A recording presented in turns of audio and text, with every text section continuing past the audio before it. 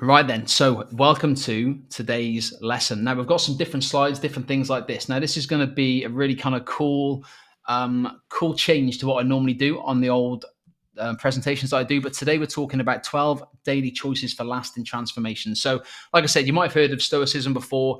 Seneca, Aristotle, all these kind of people, they are the Stoics, and basically, it's ancient wisdom is what we're looking at, right? So bear with me on this, guys. You might be thinking, what the hell's Mark talking about today? It's all about kind of your mindset and how you can put your mind to work to help you achieve what you want to achieve. All right. So, ancient wisdom, principles from Marcus Aurelius, Epictetus, and Seneca guide you on your fitness journey.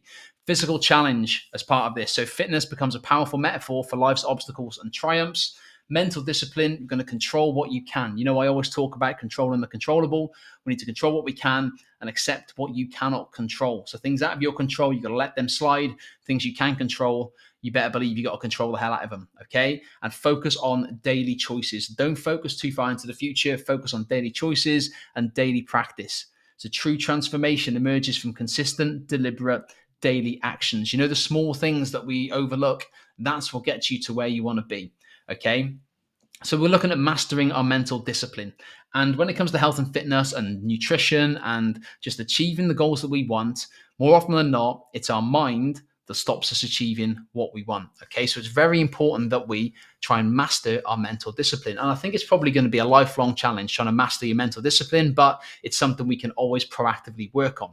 So morning intention is a good way to start the week, start the day with a really, really good mentality. So begin each day with 10 minutes of focused meditation or reflection. Now, I'm not going to expect everyone to sit there and do a Gandhi and meditate, but 5-10 minutes of reflection can be awesome. And what I've been doing the last month, I've been kind of sat there with some music that I love for 5 minutes first thing in the morning and just kind of think about my goals, think about what I want to achieve, think about what I'm grateful for in life. And again, without me trying to sound like Gandhi and preach upon you, this is honestly just sets you up so much in the morning. It really, really does set you up for a great day. Mental visualization, if I can say the words properly, is next up. So try and create a vivid mental image of your ideal physical and mental state. So the performance goals that you want to achieve, maybe you want to achieve a half marathon, maybe you want to lose 20 pounds, maybe you want to look great in a swimsuit on holiday. That mental visualization, very powerful. Think about that. An actionable alignment. So connect those thoughts with things you can do today to take you towards those goals. Okay, so what can you do today or tomorrow in this respect? Because it's 7 o'clock on a Monday. What can you do tomorrow to make those dreams a reality? What steps can you take? And I want you to think about that today, guys. Okay. So building inner strength from there. So we want some purposeful goals. Okay, so we want to create specific, measurable fitness and health objectives. So again, have a think about what are your specific, measurable, and fitness objectives. An example would be a specific goal would be lose 10 pounds. Measurable would be in the next 4 weeks. And the objective would be because you want to feel in look class. Yeah, that's what we're looking to achieve there. Next up, micro commitments. So break long-term ambitions into daily achievable tasks. Just what I've kind of been talking about. Don't look too far ahead with what you need to do. Just break it down into each day. What should I do each and every single day that's going to take me closer to my goal? And then progress tracking. So maintain ruthless self-accountability through consistent monitoring. So that's accountability with yourself, first and foremost. And then you're part of this program. That's accountability with me as well, guys. Okay. So strategic movement now.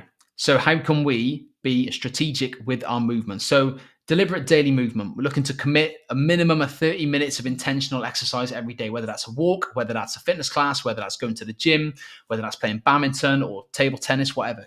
30 minutes of deliberate daily movement. Strength training as well, okay? So challenge muscles through progressive resistance and physical fortitude. Very fancy way of saying lift some heavy weights. All right, lift some weights. It's good for your bone density. It's good for your mental clarity. It's going to help your muscle definition and strength as you get older. There are no downsides to lifting weights. Unless you're trying to look like Arnold Schwarzenegger, then I'm afraid you're never going to get there. Cardiovascular conditioning. So we need to build endurance through sustained or interval-based aerobic activities.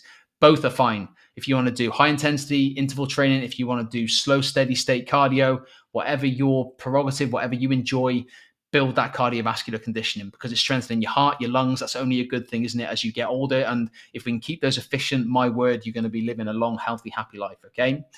and I missed one out there at the end. We've got mobility practice as well. So maintain functional movement through deliberate flexibility work. Now, this is something I don't practice what I preach here because I'm not very good at stretching. I don't do it very often, and hence why I'm not very good at it. But it's definitely something I would suggest as we get older, we should include more into our daily routine if possible. Again, 5 minutes a day could be all you need, guys. All right. So then we look at nutrition. So we've talked about the activity and what we need to do there. Let's look at nutrition. So fuel for transformation. Eat with purpose, okay? Transform meals into deliberate fuel decisions rather than impulsive consumption. So view food as performance nutrition. Even if your food isn't great one day, you can still reframe that in your head and think, this is fuel for my next workout tomorrow. And I'm going to work twice as hard on my workout because I had 3 Mars bars tonight, okay? I'd rather you not have 3 Mars bars, but if you've kind of like lost that mental clarity for a second and then you're thinking, oh shit, what have I done? Don't worry about it. Use that for fuel the next day. But also think of it this way. The better quality fuel you put in your body, the better you perform. The better you perform, the easier exercise is. The easier exercise is, the more you're going to enjoy the damn thing. And the more you enjoy the damn thing, the longer you'll do it. Okay? Fairly straightforward. So we just want the best quality food is going to fuel your body to do exercise easier, more efficiently. The easier it is, the more efficient it is, the more likely you are to continue it. Nutrient density. So we're going to prioritize whole, rich foods in vitamins, minerals, micronutrients, and macronutrients. Very important we get that balance because it's going to help your body in so many ways. It's not just going to do that. It's going to help your mind in so many ways. Okay. It's really going to help your mental clarity, your cognitive function. So choose ingredients that are going to serve your physical goals as much as you can. Try and avoid ultra processed foods, definitely, but try and avoid processed foods as much as you possibly can, okay?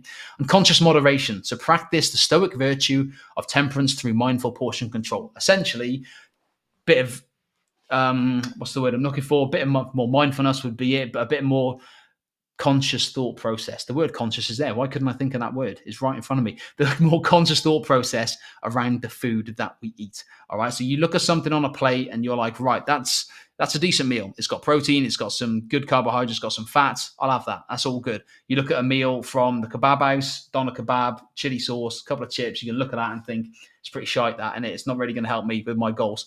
Now, they're 2 extreme examples, but just a bit more thought process about what we're eating rather than just wolfing food down, okay? I've been found guilty of that in the past. I eat like an absolute animal, but I do think about what's on my plate the vast majority of the time.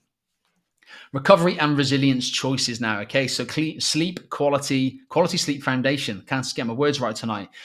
Try and prioritize 7 to 9 hours of uninterrupted sleep as your primary recovery tool. Now, again, I say this a lot. It's not going to be possible for everyone, but maximize the quality of your sleep. It's not so much the quantity, it's the quality that we're after. So can you really knuckle down on this? Can you avoid blue light from screens before bed? Can you maybe read a book, do a bit of meditation before bed, something like that, just to kind of unwind a little bit from a pretty stressful day, all right? Stress management practices, implement meditation, nature exposure, and deep breathing throughout the day. It's really, really good to get out in nature, guys. Go and get a walk, get some fresh air if you can. If work allows, if life allows, get outside, get some fresh air. It does wonders for your mental clarity and your physical health. I'm talking about the 10,000 steps on Wednesday, actually, on that call. But it's such a useful tool, underrated tool in terms of overall health and wellness. Strategic rest protocols. So view recovery as an active performance strategy, not just sat on your ass watching Netflix, okay? If you are having a rest day, a recovery day, again, go for a walk, do some exercise you enjoy. You might enjoy playing snooker. I don't know, first sport that could come into my head, but something like that, a bit of active recovery, a bit of moving around. Don't just sit on your ass watching Netflix and having a bag of Doritos, okay? There's more to recovery and rest days than just being completely sedentary.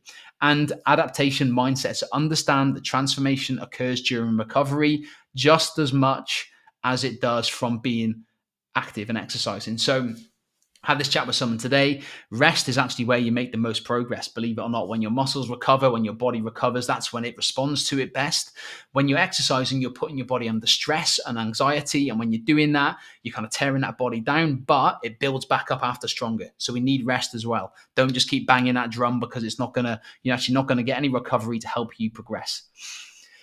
The transformation blueprint, okay? Begin small. Start with one choice daily. Master it, then add another. build consistency. So prioritize regular practice over occasional intensity. So just build on it, little habits, keep going. It could be 5,000 steps a day for a week. Next week, 6,000 steps a day. Next week, 7,000 steps a day. That's just a very basic example, but that kind of thing. We're not looking to go from 0 steps to 20,000 every single day or 0 to 30,000. We're going to build it till it becomes a habit, okay? Integrate holistically. I can't believe I got that word right then in one go.